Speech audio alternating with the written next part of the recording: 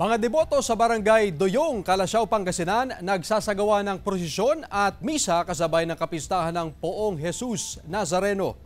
May live report si Jasmine Gabriel Galban. Jasmine?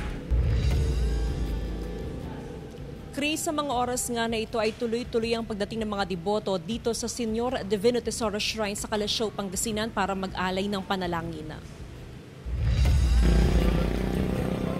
Nakiisa rin ang ilang debotong Pangasinense sa pambansang kapistahan ng Jesus Nazareno sa barangay Doyong, Calasiao, Pangasinan. Nagsagawa ng prosesyon kaninang madaling araw at misa sa Jesus of Nazareth Chapel. Nagkaroon din ng salo-salo pagkatapos ng misa. Ayon kay Elaine Maynigo, may-ari ng pribadong chapel at imahen ng Jesus Nazareno, ipinatayo ito ng kanyang asawa na may karamdaman at nang may patayo ang chapel ay himala umunong gumaling ang kanyang asawa. Parang sinabi sa kanya na magpatayo siya ng chapel, ganun.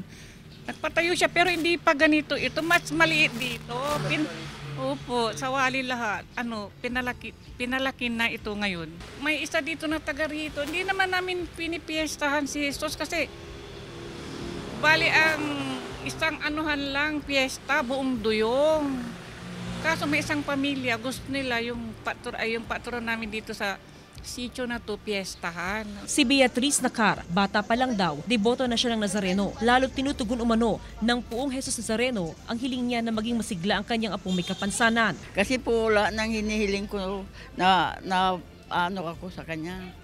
Lalo na yung apo ko, lumalakas din, walang nararamdaman. At saka yung asawa ko na may sakit, unti-unti siyang gumagaling. Si Aling Lerma na isang deboto na ibigay na raw sa kanya ang mga hiling niya sa Poong Nazareno, kaya't puro pasasalamat na lang daw ang laman ng kanyang dasal. Talagang ngayon po, puro pasalamat na lang.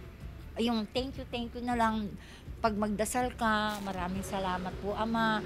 Parang hindi ka nahihingi kasi iniisip mo pa lang na andyan na.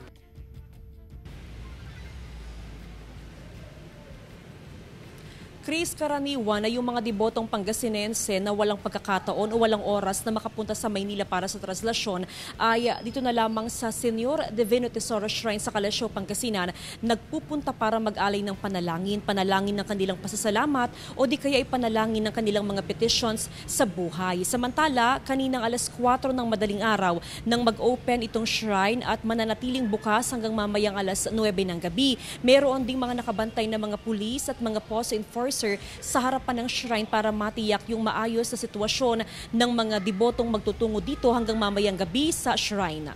Chris? Maraming salamat, Jasmine Gabriel Galban.